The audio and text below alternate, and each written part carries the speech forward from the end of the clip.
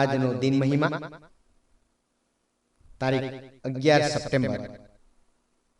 હાસ્યનો પર્યાય એટલે જ્યોતિન્દ્ર દવે. એક ભાઈ બીમારીમાં પટકાયા હતા. એમની ખબર કાઢવા એક પરિચિત પધાર્યા. એટલે પેલા ભાઈએ ખાટલામાંથી ફટાક કરતા બેઠા થઈને કોટ પહેરી લીધો. આગંતુકને નવાઈ લાગી, શું બહાર જાઓ છો તમે? સાથે જ પેલા શુક્લકડી દર્દીએ કહ્યું, ના ના, આ તો હું તમને દેખાઉં ને એટલે. આ માણસ એટલે જ્યોતિન્દ્ર દવે. કહેવાય છે કે એક શોકસભાની રીતે ન ભરી શકાય જો મંચ પર જ્યોતિન્દ્ર દવેની ઉપસ્થિતિ હોય તો. આવા હાસ્ય સમ્રાટ લેખકનો જન્મ ઈસવીસન 1901માં સુરત કાંઠે થયો હતો. કોઈ પણ સમારંભમાં તેઓ ભાષણ માટે ઊભા થાય ત્યારે તેમના બોલતા પહેલા હાસ્યનું એક મોજું શ્રોતાઓમાં અવશ્ય ફરી વળે, એટલી પ્રભાવક એમની લોકપ્રિયતા હતી.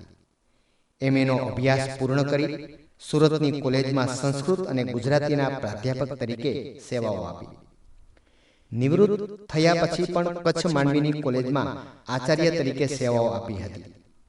તેમણે રંગતરંગ ના કુલ 6 ભાગ, રેતીની રોટલી, નજર લાંબી અને ટૂંકી, બિરબલ અને બીજા, રોગ, યોગ અને પ્રયોગ, વડ અને ટેટા જેવા સાહિત્યનું સર્જન કર્યું. ગગન બિહારી મહેતા તેમને હસતા ફિલસૂફ કહેતા. વિનોદ ભટ્ટે લખ્યું છે કે હાસ્યનું બીજું નામ જ્યોતિન્દ્ર દવે છે. જ્યોતિન્દ્ર બોલે એટલે ગુજરાતી પ્રજા માટે હસવું ફરજિયાત બનતું. કવિ સંમેલન અને મુશાયરોમાં એમનું સંચાલન અનોખી રંગત ઉમેરતું. એમનું શરીર સાવ દુબળું પાતું. પોતે પોતાના આવા શરીર ઉપર સરસ હ્યુમર કરી શકતા. એ કોટ અને ટોપી પહેરે, દેખાવ જ એવો લાગે જાણે હેંગર ઉપર કપડાં ટાંગ્યા હોય. એ પોતે પણ તેનાથી સભાન એટલે લાક્ષણિક ઢબે એ પોતાના ગુણગાન ગાઈને સામી વ્યક્તિને હસાવી દેવામાં માહિર. એમના લખાણોમાં ક્યાંય હળવાશની સાથે હલકાઈ ભળી નથી.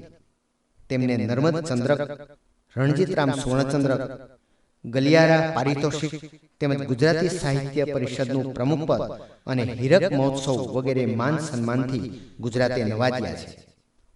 તારીખ 11 સપ્ટેમ્બર 1980ના રોજ હાસ્ય હોજના આ સ્વામીએ ચીર વિદાય લીધી. આજે પણ જ્યારે ગુજરાતી સાહિત્યમાં ખોટી બે આની જેવો હાસ્ય નિબંધ નજરે ચડી જાય તો આ મહામાનવને વંદી લેજો. કેમ કે મિત્રો, મુક્ત અને સહજ હાસ્ય હવે દુર્લભ બનતું જાય છે.